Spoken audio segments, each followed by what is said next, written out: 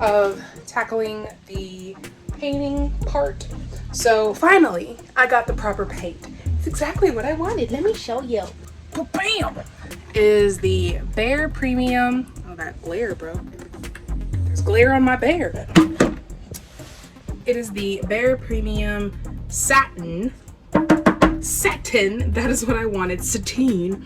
Oil-based enamel cabinetry paint. It is interior and exterior.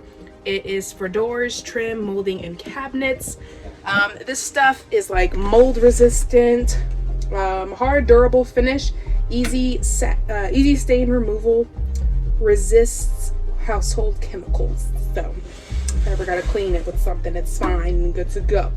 I'm so happy that I finally got this color because, as you know, I have been running around like crazy trying to find the exact one that I wanted. I really want matte, modern looking satin is really the color that I wanted to go for. I got a gallon and it was only 32 bucks. So you really can't beat that. I went to Lowe's and tried to find their cabinet paint and oh my gosh, it was like $52 for a gallon. And I was like, that's ridiculous. So I went back to Home Depot. Even though I was upset the first time that they messed up my paint and they were upset that I was asking for a refund, I just went ahead and went back, and this time I was dealing with different people, so different people, different day. Went really well.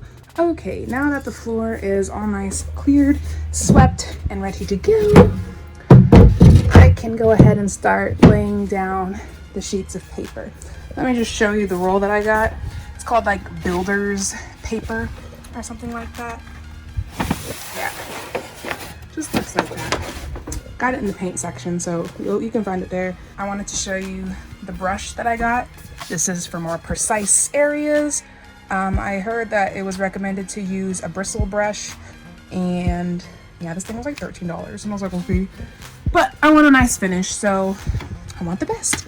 We're gonna go for that. Then I also heard, I stuck this back here so it didn't roll around when I was driving, of a microfiber roller. So this will be for when I actually do cabinet doors. And I should have got a smaller one.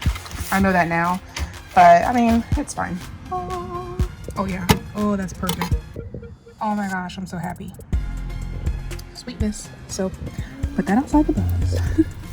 And then I went to go get my paint tray. It is currently white. And I saw this guy with a tip on how to keep it kind of clean. It's a little bitty, but I just got my trash bag and made a liner out of it. So we're gonna pour the paint in there. All right, so this is what we're working with here. It was a lot easier to do this side for some reason. As you can see, my cut was just real jagged and then really smooth. But yeah, I just used an X-Acto knife to cut this with. Worked pretty well. Using painter's tape to keep it up and made sure to, I don't know, really get some good coverage over here. Again, we are literally just painting the top and the back. I don't know what color I'm gonna paint this back area. I might just leave it like a wood color. It's really pretty. So I think I'm gonna grab some painter's tape, go along the L here on the back of the wall so I don't get the wall colored. Ooh, I'm scared.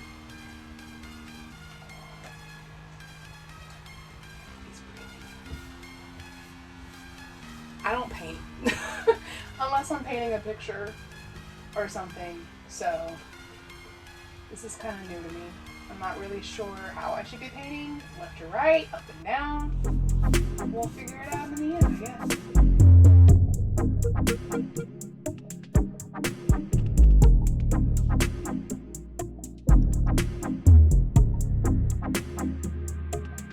It's fly. It looks fresh.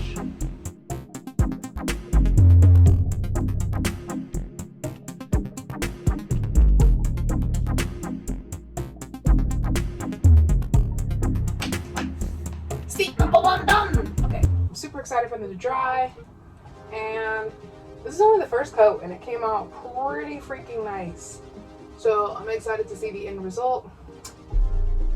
But yeah, it's gonna look super cute too with the wood in the back, and then I'm gonna have my butcher block countertop. Yeah bro, yeah, it's happening. Things are happening so quickly. So So now that I'm all done, I'm gonna go wash this brush off so it'll be easier to use next time. Something else I never really did was wash my brushes. I would just throw them away and get new ones, not realizing you could just easily clean it off after you're done.